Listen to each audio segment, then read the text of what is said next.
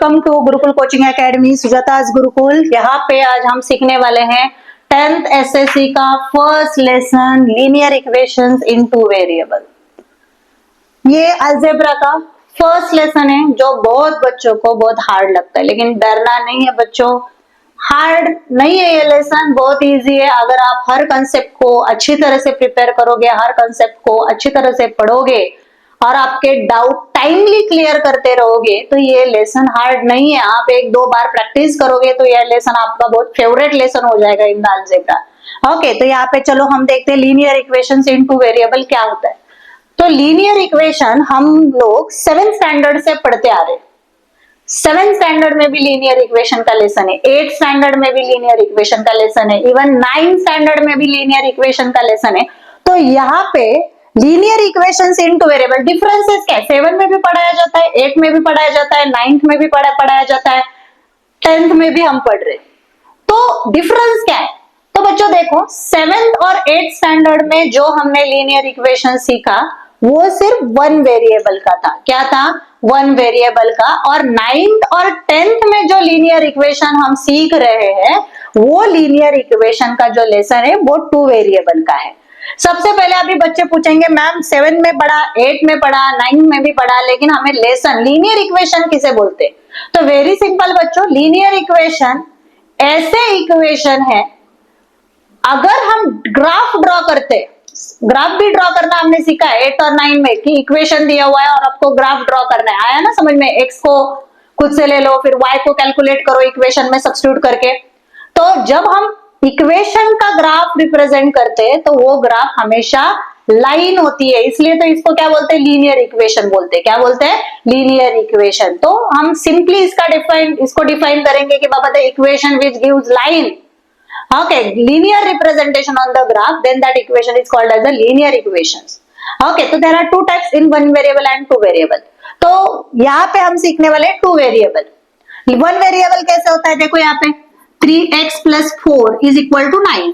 इसमें एक ही वेरिएबल नजर आ रहा है तो इसको हम आसानी से सॉल्व कर सकते हैं। 3x is equal to 9 minus 4 is equal to 3x is equal to 5, so x is equal to 5 upon 3। ये एकदम बेसिक इक्वेशन है जो हमने 7th और 8th में पढ़े। अभी हमें क्या करना है? थोड़ा एडवांस सीखना है। ओके, तो ये 10 में हम सीखेंगे टू वेरिएबल। ये सेम टॉपिक हमने 9th में पढ़ा है। प्रैक्टिस सेट 1.1 जो आएगा, जिन बच्चों ने 9th में ये लेसन अच्छी तरह से किया है उनको यहाँ पे सिखाने की भी जरूरत नहीं है, और जिनको नहीं आ रहा है वो बच्चे इधर ध्यान दे, यहाँ पे सीख ले। अगर कुछ डाउट है तो वो पूछ सकते हो आप। तो यहाँ पे चलो स्टार्ट करते हैं हम। तो सबसे पहले लीनियर इक्वेशन का जो ये लेसन है इसमें हम 3 टॉपिक पढ़ने वाले। कितने टॉपिक पढ़ने वाले? 3 टॉपिक। तो सबसे पहले आएगा method of solving linear equations into variable. Linear equation solve करने के अलग अलग मेथड्स। जो 9th में सीखा वो साइमल्टेनियस इक्वेशन सॉल्व करने का मेथड था, ये भी हम प्रैक्टिस सेट 1 पॉइंट में सीखने वाले हैं। उसके बाद हम ग्राफिकल मेथड, इक्वेशन दिया हुआ है with the help of graph उसका सॉल्यूशन निकालना है, ये भी हम सेकंड एक्सरसाइज में सीखने वाले। थर्ड एक्सरसाइज में क्रैमर्स मेथड से हम लीनियर इक्वेशन सॉल्व करेंगे। तो यहाँ पे डिटर्मिनेंट का कंसेप्ट आता है। डिटर्मिनेंट, आपको डिटर्मिनेंट फ्रेम करने हैं एक्स वाई के लिए, फिर वहां से एक्स और वाई वेरिएबल का वैल्यू निकालना है। आया समझ में? अभी equation that can be transform in linear equation into variable, जो एक्सरसाइज थर्ड एक्सरसाइज है, थर्ड फोर्थ एक्सरसाइज है यहाँ पे। तो equation that can be transform in linear equation into, ऐसे इक्वेशन जिन इक्वेशन को हम क्या करेंगे? लीनियर इक्वेशन के फॉर्म में ट्रांसफॉर्म करके फिर उसके बाद उनको सॉल्व करना है, ये टॉपिक आता है। और सबसे लास्ट एक्सरसाइज है that is based on word problem, उनको हम बोलते हैं एप्लीकेशंस। क्या बोलते हैं? Application. Application of linear equation का मतलब क्या है कि लीनियर इक्वेशन हमारे डेली लाइफ में हम इंट्रोड्यूस करके, यूज करके उनको कैसे सॉल्व कर सकते हैं, यहाँ पे हम देखेंगे। Okay, under the application of simultaneous equation. चलो लेट्स गेट स्टार्टेड। ओके, अभी यहाँ पे देखो क्या आएगा हमारा। यहाँ पे देखो ये हमारा नेक्स्ट स्लाइड है, लीनियर इक्वेशन इनटू वेरिएबल। ये introduction, basic introduction, linear equation किसे बोलते हैं, कैसे आइडेंटिफाई करना है और उसका जनरल फॉर्म, ये यहाँ पे हम सीखेंगे। तो देखो बच्चों, an equation which contain two variable, the equation which contain two variable, ऐसा इक्वेशन ऐसा इक्वेशन जिसमें दो वेरिएबल यूज किए गए हैं, ऐसा इक्वेशन जिसमें कितने वेरिएबल यूज किए जाते हैं? दो। An equation which contain two variables, कितने वेरिएबल्स आते हैं? दो variable. And degree of each term containing variable, अभी देखो ये टर्म, इसका डिग्री कितना है? 1 डिग्री, यानी कि मैक्सिमम इंडेक्स, तो ये डिग्री है, इसका इंडेक्स कितना है? डिग्री कितना, ये टर्म है इसका इंडेक्स कितना है? 1। ये टर्म है इसका इंडेक्स कितना? 1 है, ये तो कांस्टेंट है, इसमें वेरिएबल नहीं है। यहाँ पे उन्होंने ऐसे टर्म्स कंसीडर करो जिसमें वेरिएबल, तो ये दो टर्म, इनका डिग्री कितना आ रहा है? 1 आ रहा है, तो इसे हम क्या बोलेंगे? Linear equation. ओके, तो an equation which contain two variable and the degree of each term containing variable is 1, then it is called as a linear equation in two variable। आया समझ में? ये था डेफिनेशन। अभी यहाँ पे देखो next, ax plus by plus c is equal to 0 is the general form of linear equation। यहाँ पे देखो एग्जाम में 1 मार्क के लिए क्वेश्चन पूछा जाता है, general form of linear equation. What is general form of linear equation? General form यानी कि इक्वेशन कौन से फॉर्म में आता है? तो ax plus by plus c is equal to 0, ये रहा हमारा general form of linear equation. कौन सा फॉर्म है? General form of linear equation. देखो बच्चों, ax plus by plus c is equal to 0 is the general form of linear equation in two variable। अभी इसको हम देखेंगे, तो ये जनरल फॉर्म में a b c को यूज किया गया है। x y को तो हमें पता है कि क्या ये वेरिएबल है, लेकिन a b c क्या होने चाहिए? तो a b c are real numbers, a b c should be real numbers and a and b are not equal to 0 at the same time। एक ही टाइम पे a और b 0 नहीं हो जाएगा, 0 नहीं होना चाहिए। ओके, क्यों नहीं होना चाहिए? अगर देखो a इंटू, अगर 0 है तो 0 इंटू x 0 हुआ, 0 इंटू y 0, तो पूरा इक्वेशन जिसमें वेरिएबल भी नहीं रहेगा, तो इसे इक्वेशन को हम लीनियर इक्वेशन नहीं बोल सकते। इसलिए यहाँ पे a b c are real numbers and a and b should not be 0 at the same time. आया समझ में? अभी यहाँ पे एग्जांपल लेते हैं, 3x minus 4y plus 12, ये इक्वेशन है। ये किसका जनरल फॉर्म है? हमें इक्वेशन इस फॉर्म में दिया हुआ है, इसको सिंप्लीफाई करके आपको इस फॉर्म में लेके आना है, तो ये आपको यहाँ पे मिलेगा 3x minus 4y plus 12 is equal to 0। इसको हम क्या बोलेंगे? Linear equation. क्या बोलेंगे? Linear equation. It appears with two variables, it comes along with two variable, therefore it is a two variable linear equation। आया समझ में बच्चों? तो अभी देखो नेक्स्ट हम देखते हैं साइमल्टेनियस लीनियर इक्वेशन। 9 में हमने देखा है, हमारा क्वेश्चन था solve the following linear equation, simultaneous linear equation. तो साइमल्टेनियस लीनियर इक्वेशन का मतलब क्या है? What is mean by simultaneous linear equation? When we think about two linear equation in two variable at the same time, they are called simultaneous equation. एक ही time पे अगर हम दो लीनियर इक्वेशन कंसीडर करते हैं, एक ही टाइम पे हम दो लीनियर इक्वेशन कंसीडर करते हैं, तो इनको हम क्या बोलेंगे? Simultaneous linear equation. कौन से equation? Simultaneous linear equation. Once again बच्चों, when we think about two linear equations in two variable at the same time, they are called simultaneous equation. यहाँ पे देखो मैं दो इक्वेशंस कंसीडर कर रही हूँ at the same time, therefore ये हो गया simultaneous linear equation.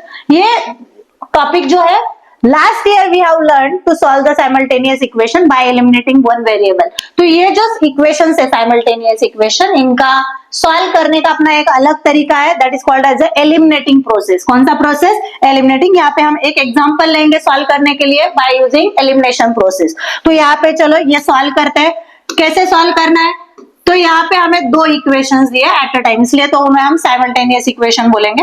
Okay, simultaneous equation बोलेंगे। तो यहाँ पे फर्स्ट इक्वेशन क्या है आपका? 5x minus 3y is equal to 8। Numbering कर दो, ये रहा हमारा इक्वेशन 1, और 3x plus y is equal to 2, ये हमारा इक्वेशन नंबर 2।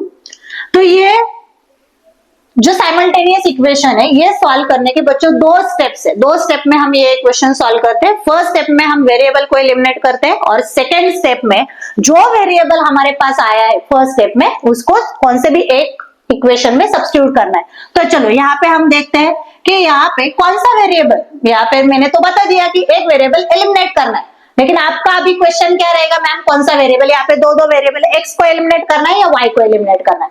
तो यहाँ पे दो क्राइटेरिया है। ओके, दो क्राइटेरिया है, वो दो क्राइटेरिया फुलफिल होने के बाद ही वो पर्टिकुलर वेरिएबल हम क्या कर सकते हैं? एलिमिनेट कर सकते हैं। तो first criteria, coefficient should be same. जो वेरिएबल हमें एलिमिनेट करना है उसका कोएफिशिएंट सेम होना चाहिए, ये रहा फर्स्ट क्राइटेरिया। सेकेंड क्राइटेरिया जिसको हमें एलिमिनेट करना है, अगर कोएफिशिएंट सेम हो गए उनको हमें कैंसिल करना है तो they should have opposite signs, they should have opposite sign. तो यहाँ पे अगर हम ऑब्जर्व करते हैं दोनों इक्वेशन में, यहाँ पे दोनों क्राइटेरिया फेल है। एक तो कोएफिशिएंट भी एक्स का भी और वाई का भी, एक्स ऊपर वाला एक्स नीचे वाला दोनों का कोएफिशिएंट सेम है, वाई का भी वही सिचुएशन है, वाई में भी कोएफिशिएंट सेम नहीं है। तो यहाँ पे हमें क्या करना पड़ेगा, कोएफिशिएंट सेम करना है। अभी यहाँ पे ओके कि कौन सा वेरिएबल चूज कर रहे हैं, यहाँ पे मैं कौन सा वेरिएबल y को चूज करती हूँ, क्यों, क्योंकि यहाँ पे ऊपर y का कोएफिशिएंट 1 है और नीचे वाले इक्वेशन में y का कोएफिशिएंट 1 है। तो मुझे आसानी से पता है कि यहाँ पे अगर मैं 1 को 3 से मल्टीप्लाई करती हूँ तो आई विल गेट 3y मिलेगा ना। 1 को अगर मैं 3 से मल्टीप्लाई करती हूँ तो यहाँ पे मुझे 3y मिलेंगे। तो चलो स्टार्ट करते हैं। यहाँ पे मुझे इक्वेशन 2 को मुझे 3 से मल्टीप्लाई करना है। और एक बात बच्चों, सिर्फ y को नहीं मल्टीप्लाई होगा, अगर आप मल्टीप्लाई कर रहे हो तो पूरा इक्वेशन, एंटायर इक्वेशन को आपको मल्टीप्लाई करना पड़ेगा। ओके तो चलो लेट्स स्टार्ट। तो चलो multiply equation 2 by 3 we gate.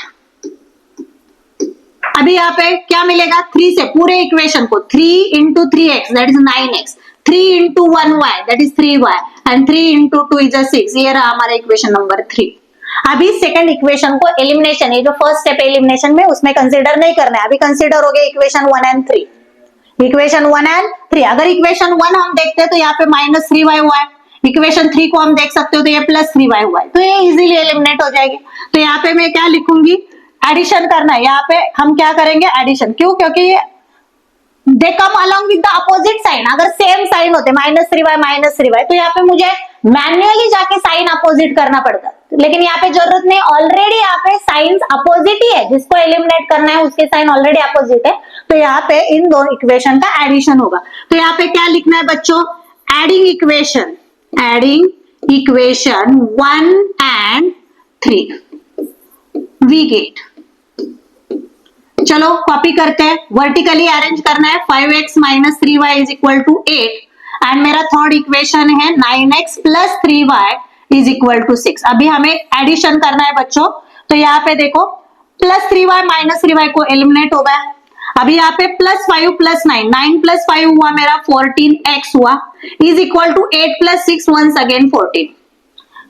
क्या हुआ, मुझे एडिशन में क्या मिला यहाँ पे, therefore 14x is equal to 14। अभी सिंप्लीफाई करना है, मुझे x का वैल्यू निकालना है। तो 14 मल्टीप्लाई जो है वो उस राइट साइड में डिवाइड जाएगा। तो यहाँ पे मुझे मिला x इज इक्वल टू 1। देखो बच्चों, अभी मेरे पास एक वेरिएबल की वैल्यू यहाँ पे है। अभी x मिला है, सिर्फ मुझे किसका वैल्यू निकालना है, y का वैल्यू।